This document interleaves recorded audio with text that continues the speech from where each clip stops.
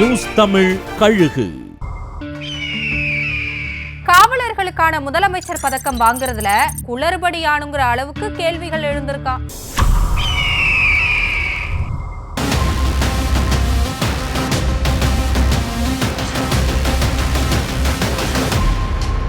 தமிழகத்துல 30,000க்கும் மேற்பட்ட காவலர்களுக்கு முதலமைச்சர் விருது வழங்கப்படலன்னு காவலர்கள் புலம்பிட்டு இருக்காங்களாம்.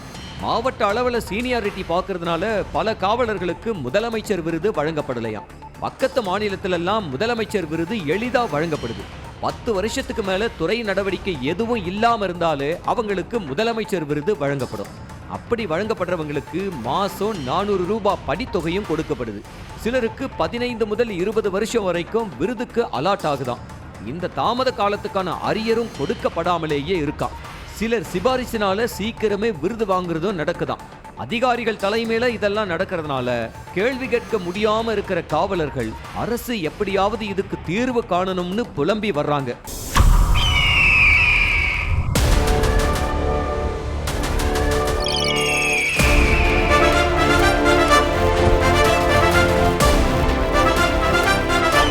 நியூஸ் தமிழ் கழுகு.